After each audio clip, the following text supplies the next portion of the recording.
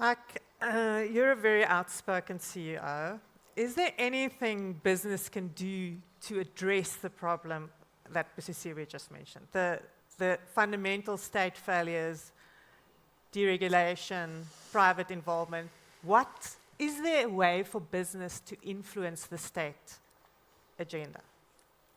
So the first thing is addressing the outspoken CEO and an invitation to everyone else to get cross. Because the reality is I don't speak out for the sake of speaking out. I speak out as a matter of conscience, not choice. And I think anyone that is a CEO or anyone that runs companies or is in business needs to now finally speak out. I think the time of being quiet and hoping for things to improve has hopefully amply demonstrated that that's not a winning strategy. Yeah. Great. I think that when you look at where the country is right now, what we keep on getting, and to what Busi was saying about our state-owned enterprises, is we keep on sending hockey players to play a rugby match. And we keep on wondering why we're not winning. When you look at government, these different departments are multi-billion-dollar portfolios that we are putting our buddies in, our friends, cadre deployment. How do we hope for it to be anything other than a formula for failure? Yeah. If those people are applying for a job, have a look at their CVs. Are they qualified? Do they have a track record? Are they going to get it right? Or are we simply just kicking the can down the road? And I think that where we are with South Africa right now is the saving grace, again, as Busi said, in terms of we are already, if you measure us as a failed state and you remove the private sector, in a terrible situation. But because of the brilliant people that are sitting in this room and watching and around the country, absolutely not accepting our fate and the status quo and pushing hard, we're pulling ourselves out of this mess each and every day. I did an ad for Nando's. Some of you might recall it about 4 years ago, which was basically the premise was, in South Africa, we fix our shit. And we do. And at the end of that ad, you see the Guptas running away from South Africa with some bags of cash.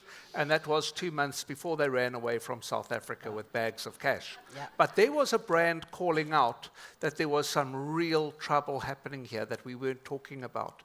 So I think that, what have we got? We've got all of these assets. We've got unbelievable talent in South Africa, very little to none of which sits in government. So what we do need is an entirely new compact between government and the private sector, where they don't stymie us at every turn, and they don't wrap us up and gag us in red tape.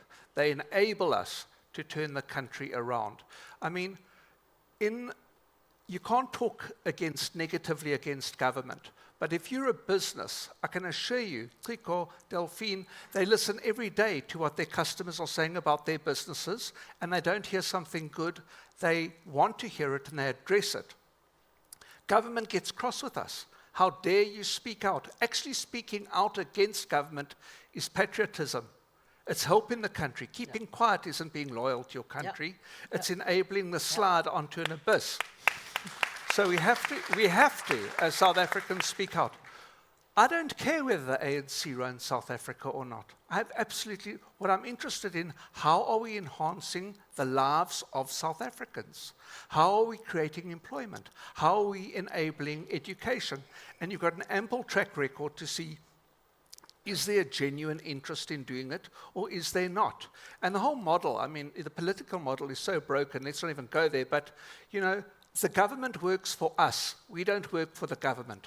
100% of their revenues come from our VAT, come from our CGT, come from our income tax, comes from our company tax, and yet His Excellency, and we all look up, the Honourable. No, they're not the Honourable or His Excellency. They are our employees. And how are they fulfilling the job as our employees? And if they're not, fire them. That's the way I view it.